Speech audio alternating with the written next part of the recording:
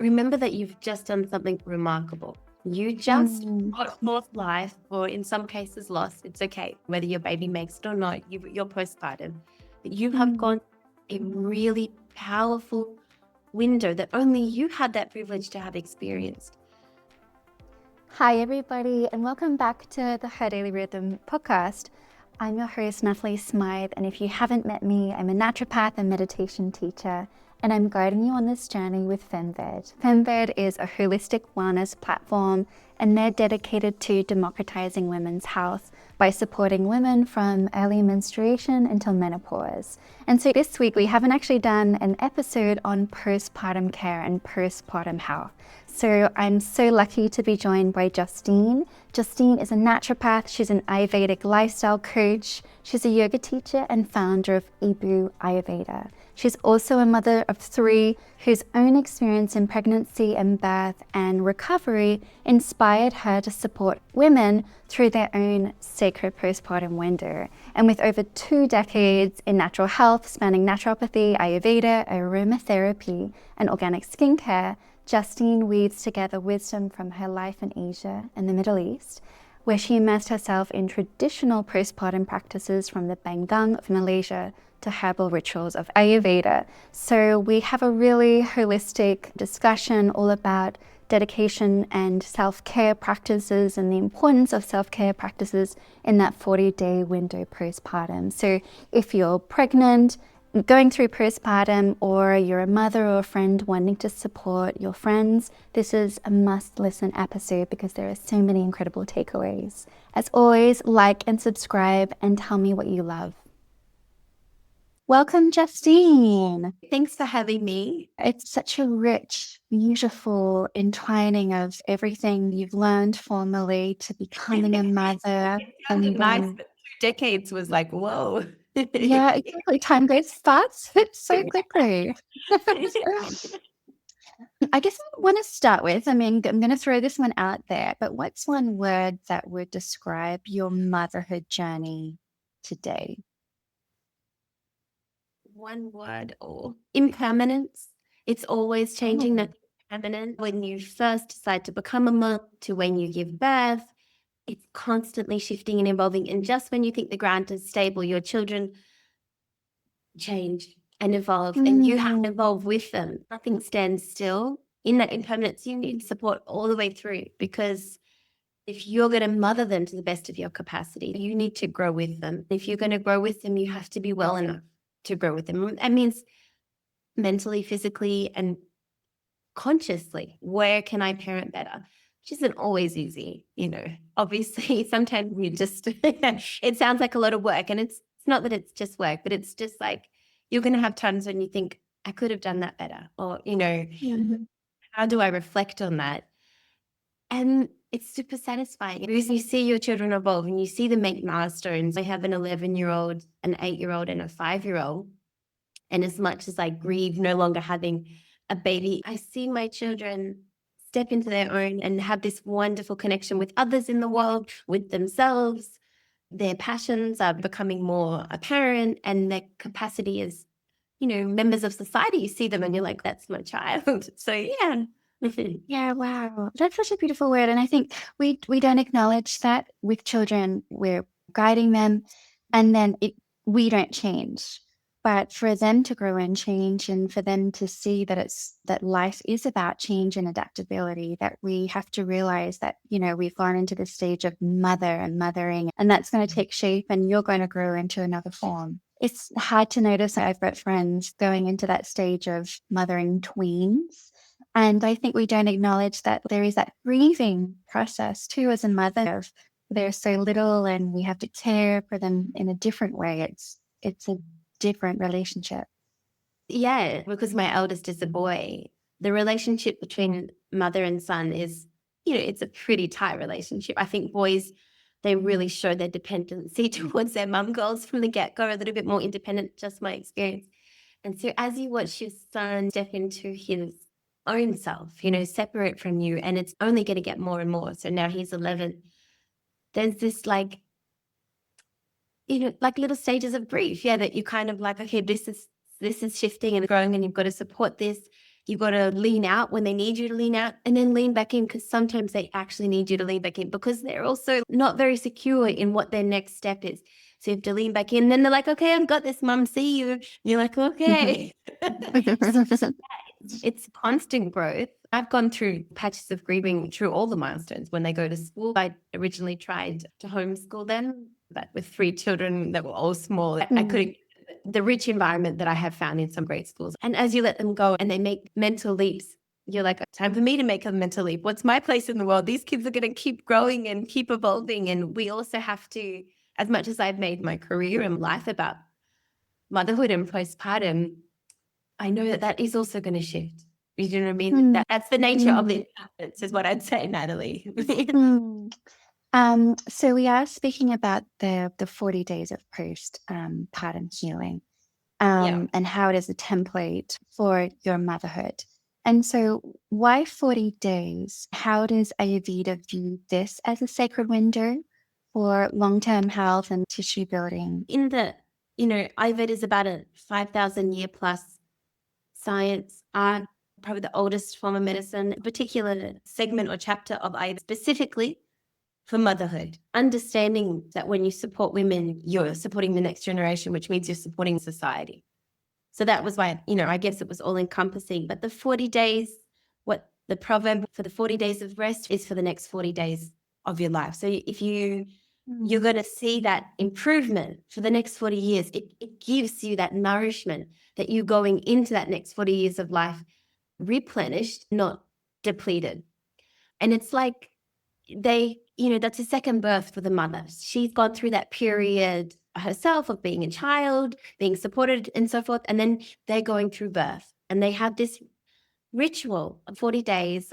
In a lot of cultures, 40 days is a symbolic number for grieving, for a lot of different things, actually. So I think depending on where you are, it's 40 days, give or take. Most traditional cultures, it's around a month of this warming period postpartum. Yeah. And then I guess what drew you to this work and helping women, and how did this work infuse into your own journey? Yeah. So as someone who had studied natural health, I was a naturopath. My passion Ayurveda because myself personally, I got better results when I took it on as lifestyle medicine combined with naturopathic principles. When I was wanting to become a mom, I did all this conscious preparation, conscious conception. I did the work, as they would say, to try to really be prepared on every level. So I built up my nutrients as a naturopath would, and my husband's nutrients. But then I was working with an Ayurvedic physician at the time. We were here in Malaysia. He was implementing things that were not from the naturopathic world, to drink milk and ghee and all these grounding things, and especially back in those days, like everyone was like gluten-free, dairy-free, this free, that free. Like we were not having all these foods. And so it was like a paradigm shift for me. But I could feel a genuine nourishment inside of myself. I felt so supported in my pregnancy. As I said, we were living here, and when I was getting ready to give birth, my husband was like, you need to have a postpartum lady. I was like, what's a postpartum lady? I had already experienced my friends in Australia. They would give birth and then they would like be at Woolworths, the supermarket, like shopping in there. Like a week later, there was none of this sacredness around birth. As much as I knew I wanted to try and rest, there wasn't anything out there that was feeding that information to me. We organized this postpartum lady to come, and we knew that she was going to be there, and she did massage for me and massage for the baby, prepared the food that was like really nourishing, did this belly binding, massaging the belly, keeping it warm, and then belly binding, hot stones, steaming the vagina. It was like I was in heaven as far as the amount of care and respect and reverence that I was getting after having given birth. And especially as a first-time mom, everything is new to you. Your whole world has split open in a sense, and so all of this support made me feel so nourished, respected and cared for. And my husband was really insistent I didn't leave the house for the first 40 days and that the baby didn't, so that he was really protected. I was like, wow, I felt really on a cellular level supported and replenished. And as who kind of maybe hadn't had that experience before, I grew up quite free-spirited and had a single mom and had my dad that I would see, but it was just this level of support that was called in for me. really shook me up. And I was like, I want my friends back home to know about this, to know there's a different way. At the same time, I was really interested in perinatal health and what was going on in the postpartum depression world and everything like that. And I could see that there was a tie-in between when we feel well, when we feel supported, when on a cellular level we're replenished. So we're not having such huge variations in hormones. When the hormones are peaking and plummeting, there's such a propensity for mental health to become unstable. On this level that we are supported, that the baby is supported, I can then be at ease to breastfeed. I've got enough breast milk because I'm putting all these practices into place, staying warm. I was like, wow, there's a different way to be a new mom. It doesn't need to be all, I'm so exhausted, I can't cope, I'm struggling, and you're alone kind of thing. It was like this thing of, wow, I'm my husband and his community, and then having my mum there, I didn't feel alone. I felt like and then I had this imprint in me. I can't wait to do that again.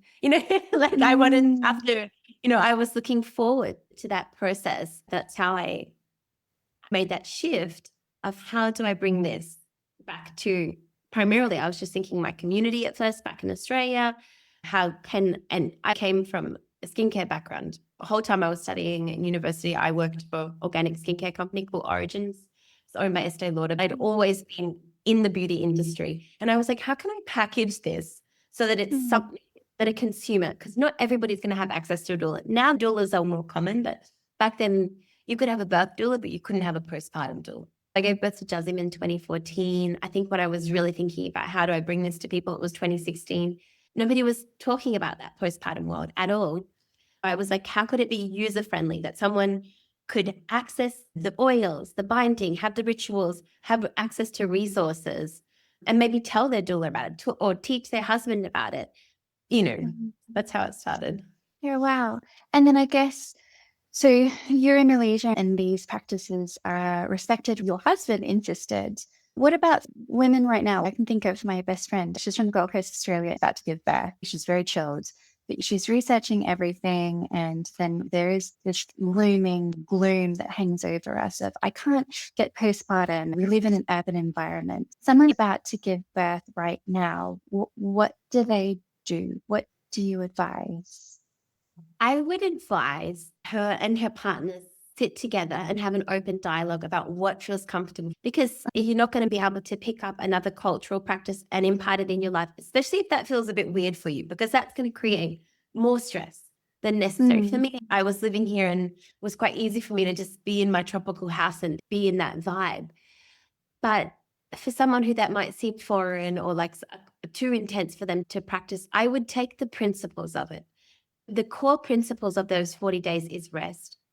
The core is warmth, support, oiling the body, and food. So there's sort of 5 pillars of the postpartum. And I would say what feels doable for me. Once you and your partner have that in place, it's almost like you're setting the attention and it's clear that you're not going to get caught up or get stressed, because you're going to be able to communicate that to your friends and family. You might say, hey, that first, a lot of people, now I know back in Australia are saying, rather than spending a lot of money on all different gifts, could you contribute towards a meal train? So people might be putting towards a meal service so that food is coming. And you can put a sign like, thanks for delivering the food, but we're having quiet time. It's like you might also say, actually, I do like to do a little something. You would be able to feel into it. Taking those principles on are going to empower you, because you have already set your attention that you're not going to get overwhelmed, that you're not going to allow too much busyness in. If you think about it, it's only 4 to 5 weeks. After that, life is going to get busy. And also that is when the babies sleep the least. The more you can be at home and nap when you can and not have to do chores and have the support in place. Like I always say, if you can prioritize putting aside money for a cleaner, or like, you know how good it feels when you've got a newborn and someone else is changing the sheets and emptying the diaper bins. It just makes you feel like, oh my God, I don't have to get up and do this on top of a crying baby and everything. Putting some in place and making sure that your partner is on board with that, that you've communicated that to your community and that you've got your community behind you, then you're set up. Some people go all out, they can rest for 40 days. Some people feel like, hey, I feel better if I do a little lap around the block, but slowly and at my pace. The mindset is that you are staying contained and remembering that this is a transitional period. You are going to be supported through this transition. You're going to come out the other side like, I did through this, and who am I now? The other big reason that you have this period is to support that birth of the mother, because everything is new for the mum as well as for the baby. The baby's nervous system is fragile. The mum's nervous system is super fragile. So all of that support means they're having their hand held as they come out. Once you come out of the time when people are pampering you, then you're just in the real world. Then you've got normal life to live. People expect you to maintain commitments and so forth. There's not as much leeway. So you might as well soak up that nourishing time. So it's kind of like a container of this new transition where you've gone from living your life and now you have constant responsibility, and it's the leeway into your own bubble as you have your partner and your baby. And then what shifts would a woman notice if she is held properly at this time compared to if she went straight out and had all the responsibilities and commitments of the world? So on a physical level, after you give birth, it's akin to having almost like abdominal surgery, right? Like everything, all your organs have moved around. You've generally lost blood. Depending on how you gave birth, whether you had a natural birth or whether you had a C-section, you may have been under anesthetic. You've undergone a huge process. You don't allow the body time to rest. It's just fundamental. You won't recover fast. You're not going to have that same rebound of energy. So you'll start to feel depletion. And that can look like having rested but not feeling better, feeling like you didn't rest, a constant feeling of fatigue. In your digestive system is so vulnerable after you give birth. From an Ayurvedic perspective or from an Eastern perspective, it's like there's a lot of space has come in there, because before there was a baby, the baby goes. And in this cavity, there's all of a sudden all of this air and space. What settles in there is often you'll get wind and you'll have uncomfortable bloating. You're not digesting your food properly. That can come through into the breast milk. You're struggling with your digestion, and it's creating kind of harder to get that healthy breast milk flowing. And with your wound repair, helping to stop excess bleeding or helping your wound recover, the body aches, the lower back ache that comes when not to scare people, everything happens. And it's like just supporting that so that it doesn't become a chronic thing. There's so many wonderful physicians now focusing on how actually depleted we get postpartum. It used to be, I'll take a supplement when you're pregnant. It's so important for the baby. You actually need more nutrients postpartum than you almost did in pregnancy, because you're breastfeeding and your body's trying to replenish. So it's like you've got to really support yourself, your nervous system, your digestive system, replenish so you don't lose collagen. It's just such a big thing. On a physical level, you're either going to feel like you've gotten support, like you've got the capacity. You're going to feel tired. That's just normal because you break rest a lot after you have a baby. But you feel like, I've got this. Like you'll move through it, versus I cannot get on top of how I'm feeling. And then on an emotional level, it's really similar. So if you've gone through this huge transition, sometimes there's trauma involved, sometimes you need to talk about things. If you haven't felt supported to process that, you haven't felt supported to cry out the tears, because it's pretty normal that you cry. If you have felt confused and there's a lot of things up in the air, that lack of clarity can stay with you. Mood swings can settle in. This feeling of bleakness can start to settle in, which is where you might have a propensity towards postpartum depression, postpartum anxiety. The core reason behind the 40 days and having a community support, especially in collectivist societies, when you had people behind you holding them up, holding the space so that they didn't fall over sideways, so that they felt like, I've got this, these people are here to help me. I'm not on my own. It's not just all, I don't want to overly quote that it takes a village. Everybody says it all the time now, but it is in a sense it's the truth. It takes people supporting the mum so she can mother forward. And it means that I can attune into my own needs. What is it that I need, so that you can attune to the baby's needs? Because as I said at the start of our chat, it's going to change all the time. Just when you think you've got it, your baby will be like, I don't sleep like that anymore, right? Now I do this. So, to be flexible mentally, prepared to get through that time. And because your relationship changes as well. Your relationship with your partner shifts a bit. The center of the universe kind of shifts. So having that nourishment, having that support, having spent that time to consciously move through that, It's really, you've had to rush straight back into life, which means you suppress things, unfortunately. Mm. And then I suppose, what are ways we can educate our partners and friends and communities to show up in this time? So it's like, okay, yes, Justine, I'm excited to do this. I'm going to try and do the 40 days. I'm going to do the physical nourishment. How can I communicate this with my people to help me and hold me accountable if they know that I'm like a doer and want to go out and Yeah, that's a really important question. I'm not going to say it's always easy because we often have to educate our own parents. Maybe our parents didn't get the support they needed. And so they're like, oh, you being a princess. Or, there can be all of this right, yeah. conflict in the background. That in itself is an opportunity to heal things intergenerationally. It can be having conversations that are uncomfortable. Like, Mum, I know you didn't have that, but you can come at it with the research. Research has shown blah, blah, blah. Whatever it is, and you have to get in early, set those expectations and make decisions there and then of, is this going to serve me? Is this relationship going to help me or cause conflict? And do I need to ask for a small break while I'm in that? I know that I was privileged because my husband is born in Sri Lanka and has a Malay heritage. So this was second nature for him. He wasn't being hyper generous or spiritual. He was just like, this is what happens when women give birth. It's just like a standard thing. Here, everybody has a confinement lady, a postpartum leave. Educating your partner. This is what I want to do. This is the benefits. It's going to help me recover faster. It's going to help me bond with my baby quicker. A lot of people now have birth plans, right? I had them. Most people had them. They don't always go exactly how you plan it, but it's like having a little plan in place. I would like to say that we don't overdo it in this time. Can we commit to that together? It comes back to planning ahead of it, how you and your partner feel confident to move through that period together, and just reminding him like it's a short window in the span of our life and our children's life. It's just, can we agree on this together? Can we agree to reduce the noise, focus on nourishment? It's super beneficial for the dad. They're also going to be everything has changed for them. They're having to deal with somebody who has undergone a huge physical transformation and needs support. So informing them and making them a part of the process sets them up. I've seen now, because my business, so many cool dads who are buying into it and email me and say, your video didn't give me enough tips of how to do the belly binding. Like they're really good.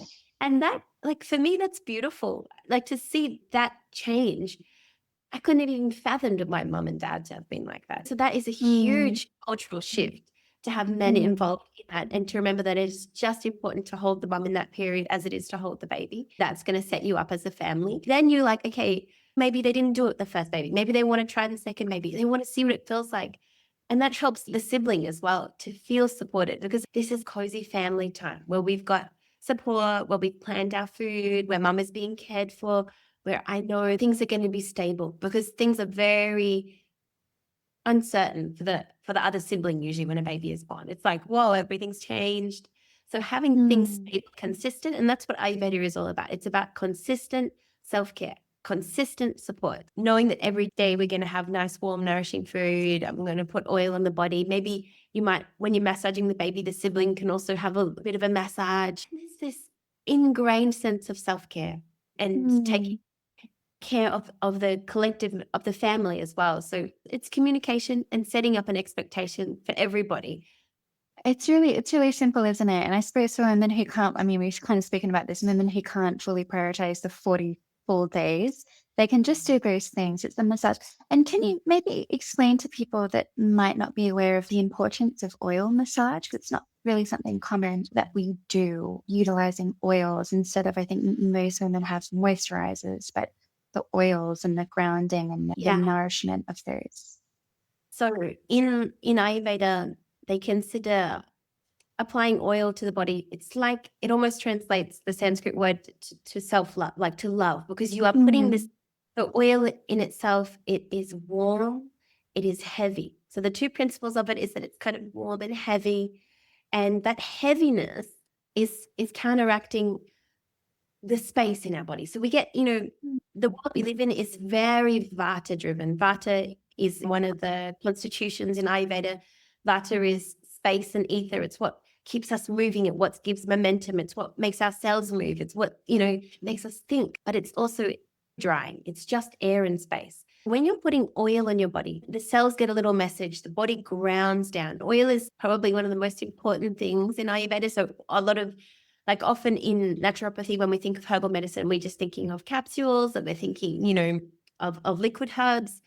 But a really big way of herbal application in Ayurveda is topical. It is transdermal. So a lot of these nourishing adaptogenic herbs are slowly cooked into the oil. So you've got the oil, which has its own grounding principle, but then you've got medicinal properties inside the oil. So when you're applying that oil, you're sending a little message every time that you apply it. You're sending the body a message, hey, I love it enough to slow down and put oil on you. Depending on what's going on for you or your constitution is, oils will be vastly different. And the oil that goes on the baby will be different again. It's multi-layered, but it's unbelievable how grounding it can be to have somebody put warm oil, or to just get in the ritual yourself. Like you said, if you're in a more urban environment and you're not having an Ayurvedic physician or some, exotic kind of doula living with you, and you're like, what are the core things? Definitely the warm oil. Even if it's as simple as warming up the oil, putting it on your feet and putting socks on, putting it on your joints, putting it on under a belly bind. These are the little rituals that you are getting used to telling yourself every day, I matter enough to do this. And at the same time, that medicinal properties get a chance to be absorbed. So you have the oils, and then I think the nourishing foods. I know you mentioned ghee. Maybe not everybody is familiar with ghee and these really grounding spices and things like. Well, you probably wouldn't have many spices in this No, you postpartum, do. or Spice. Actually, I mean, you wouldn't go having a lot of chili, I guess. Yeah. You definitely. So you're going to want to have things which help relieve wind. Because like I said, after you've given birth, there's propensity for gas to build up in the stomach. Your digestion is really sluggish. Your body is depleted. All of the blood may have gone to your limbs. So digestion is slow. So you'll definitely, like, some of the big things is ginger, because you want to warm up the body, increase the circulation. You want to get rid of that. Sometimes we can feel nauseous after birth. You want to help clear out the hormones. A lot of the spices that are carminative that help release gas, like fennel. Fennel also boosts breast milk, obviously. Fenugreek, again, boosts breast milk and again helps clear out any gas. So spices are a really important thing, but they're usually cooked in. It's like you're having your spices cooked into the ghee. So you're having a khichdi, or you're having a soup. You are bringing foods into the body which are warming, which increase circulation, which don't allow the cool to settle into the body. That's really nice. And so I guess we've kind of spoken about it, but how can women prepare in their pregnancy for this end stage in mind? Because I know a lot of the focus is on the baby and the pregnancy in the first trimester, but how can they prepare emotionally, physically, and logistically as well? Like, each time I did my postpartum, I'll use it, was different for me. I have 3 children, and the third postpartum is never going to be the perfect ritual that was my first postpartum. I had 2 other children, Yeah. And I did have a postpartum lady, and I did my best, but I had a little one coming to and from Montessori, bringing sickness. You are just doing your best. But I would say, again, consciously plan for it. If you can, budget for it, budget for having somebody to come and to help with cleaning.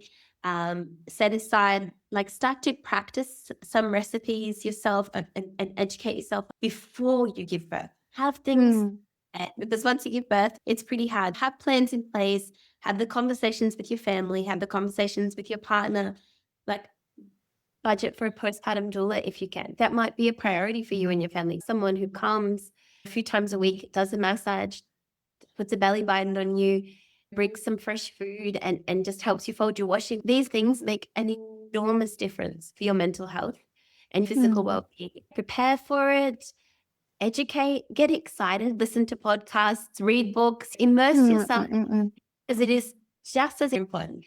When you're pregnant, you feel like, oh, it's just so important growing the baby, and it is. And Ayurveda has that same thing where you should be having nourishing foods.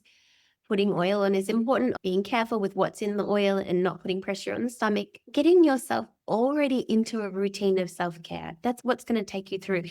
It means that you're not going to lose yourself or be so ungrounded after you give birth, because it's like hey, that was wild, but I got to keep on my familiar pattern of taking care of myself and supporting my nervous system, because if I do that, I can then carry on regardless of the fact that I've had 2 hours sleep, I've been vomited on, my husband's delirious. You are going to enter a vortex of chaos with newborns. It's just how it is. You wake up and the bed is wet, everything, you are going to sweat your whole body out. It's such an interesting period. At the same time, for a lot of women, there is grief. I'm no longer that person that I was. And what is my place in the world, and all these big things that rise up. So preparing yourself and getting disciplined with a self-care practice and taking that self-care practice into your postpartum period and beyond is the most important thing. It's probably down to discipline, actually, disciplining yourselves, budgeting a little bit of money so you can support yourself and your family, and that hey, I'm not saying, oh, is it okay if I get a massage? Have it booked in place. Have these things set up and established. Have your pantry set up with the things you need. Have those conversations with whoever you need to have them with.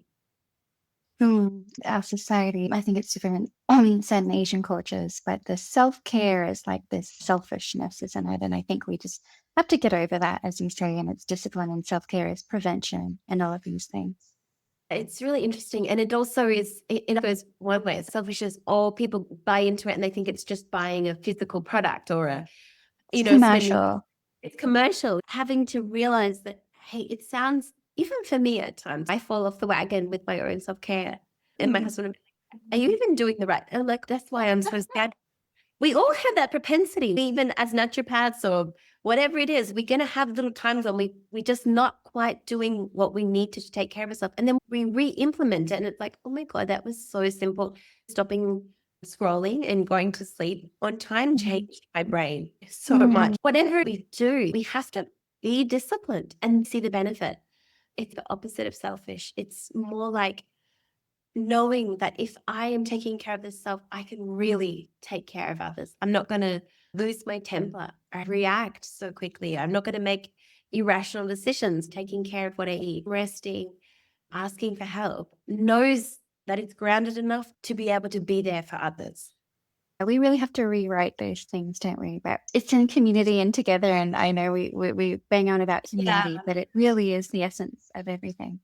So tell me, what's one myth about postpartum that you'd like to rewrite? A myth. I would say that people see postpartum as this thing that they just want to speed through. The postpartum is just like a gross, messy kind of time, and you've just got to, the myth I would say is that you've just got to return to, that you've got to get back to who you were, especially millennials. We grew up on this thing where all the entertainment magazines, it was like you saw your favorite celebrity give birth and then they were all competing as who they could be back to themselves or even better. Lose the baby weight, whatever it is. There's this myth that we've all bought into that we have to feed through this period and get back to who we were. It's the opposite. You've got to embrace that mission so that you work out who you are on the other side of that, because you've actually gone through a portal. You go through a portal when you give birth. It's like life or death there for a little while, literally, quite literally. And most people will have had that experience, myself included, right? Like, whoa. So you come through that, and that's profound in itself. Often people have existential questions or crises after giving birth. So rather than trying to speed through that and get back to somewhere, or forcing yourself, forcing your body, or depriving your body when it actually needs to be told, hey, you did great. You did a really good job. You need to be replenished. You need to be supported. And you're proud of yourself, and that you will transition through that into a new version of yourself. So I think holding reverence for people who are going through that and just seeing them and seeing, yes, you're the same person. Yes, you're going to get through this.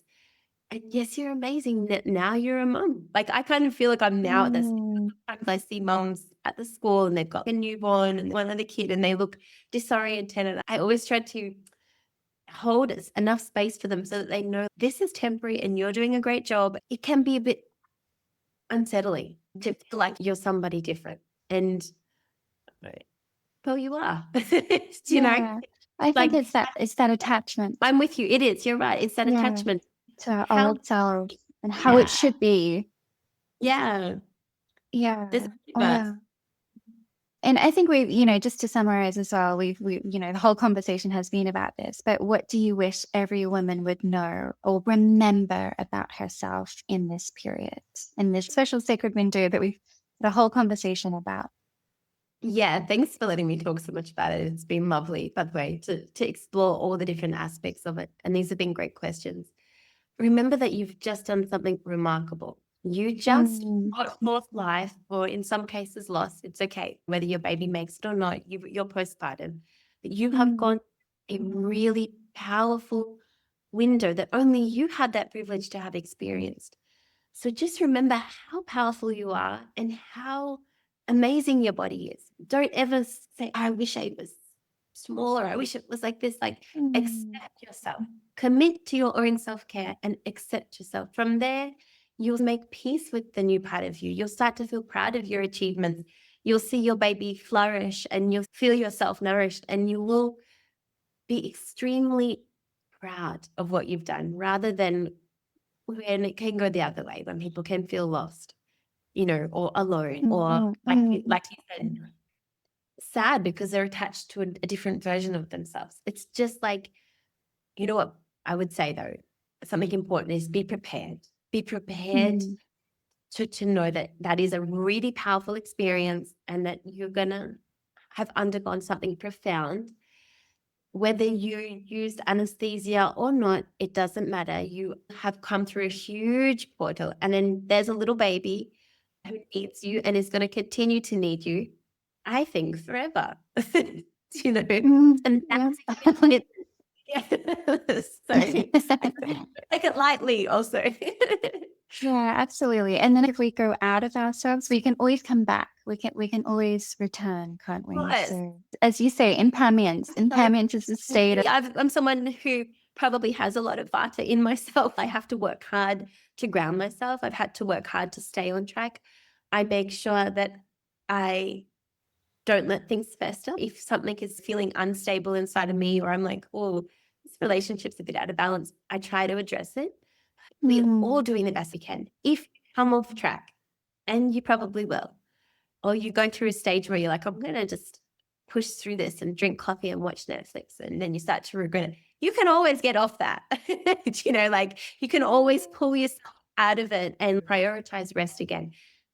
Treat yourself like a baby. Even I remember doing sometimes um, after I'd come out of my 40 days and I was kind of back in the world with I only had 2 children at that stage.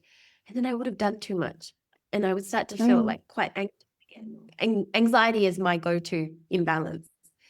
So I would come back into having a bit of an anxious, unable to settle. I would just try to remember what it felt like to be grounded again. Sometimes I would put the oil back on, put my belly button back on like I was still just to give birth, and just slow myself back down.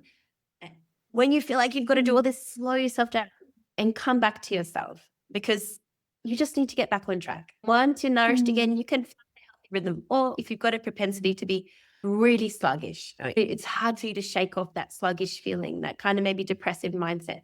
Trick yourself, force yourself, have something stimulating like a nice spicy tea, make yourself do a walk with your baby, whatever it is. We have to push mm, ourselves a little bit, either slow down or move a little, stay in contact with your discomfort and push through it to get back on track. mm. And I went around in a circle, but I think you got Yeah, yeah. it. Absolutely. It's the intuition and the discipline. Wow. So Justine, how can people get in touch with you at IBU with your Ayurveda offerings of IBU? I didn't ask you what IBU means. The Malay word for mother. So I was in Ah, Malaysia when, and also my husband is Malay. So I wanted a word that paid respect to the culture that came from, because I'm only just sharing what I mm, experienced coming at it from my naturopathic practitioner background to kind of tie it in together. But this is something that's existed within traditional cultures everywhere. Like I did then live in the Middle East, and they had their own very similar kind of practices. Indian practices, a lot of traditional practices still have this intact. Collectivist societies still have caring, mothering the mother. they still have that intact. So it's something that we in the West are more having to re-educate ourselves. So that's where I came up with IBU Ayurveda, Ayurveda for the mother. I'm on Instagram and have a website. You can contact me there. I love hearing from people. I love actually chatting about this. It's been amazing to watch the rise of caring for mothers. That really, it just wasn't there when I started. Now, Everybody at least knows that book, The 40 Days of Healing. Like, everybody knows about it, that or came who at out. least That is came out. preparing. Yeah. That I remember. Yeah, that book came out at the same time. All of a sudden, it was like a wave of postpartum books. These resources are here now. They've arrived. It's up to people to take it on just as importantly as any aspect of our health, because it is super vital, super important. And people have so many resources now. When I first started the website, I was constantly writing blogs, and now people love reels and snippets more than blogs. I had so much information to get out. The information is there. You just commit to it. It will pay off for you and your family. That's the big thing. It's not just for you. Your partner benefits, your kids benefit. In the process, I educated my mum. She was like, we had our own conflict, and now she is informed, an advocate for her community. You're spreading the awareness that taking care of women matters. Oh, final words. I know we've spoken so much and you shared so much, but is there any final words to share that we might have missed? No, I think we covered everything. Thank you so much for letting me share these things. If anyone wants to look, I have so many blog posts that you can have a look at. And on my website, there is a little questionnaire where people can discover what stage of motherhood they are related to their That would be, I had a brief look at that, so I'd like to share that with friends. And your products, are you still selling products? Yeah, I still sell products. The most important, most popular is the oils and the bengkungs. I used to always sell a postpartum kit, and it's because of the tea and the herbs, I'm having to find a new supplier. It's not online at the moment, but I will go back to it. That's the most popular thing. It was like a postpartum kit with the oil, with the herbs, with the perinatal spray, the bengkung and everything like that. Most of the products are still there, and our bengkungs are pretty popular because they're made by local artisans. They're batik dyed. Yeah, they're very cool. Everything is on the website. Great. And they ship to most countries. Yeah, we ship everywhere. Yeah. That's been amazing, by the way. Let's people buying bengkungs from all the corners of the world. That's how I knew there was a global awakening to postpartum. Because your ones are particularly beautiful. I was looking for some here for a couple of friends. It looks like we're going into IBU Ayurveda to get some. They truly are beautiful. And I suppose it's going back to supporting the local area in Malaysia as well, and keeping the lineage alive too. I think that's really important. Definitely.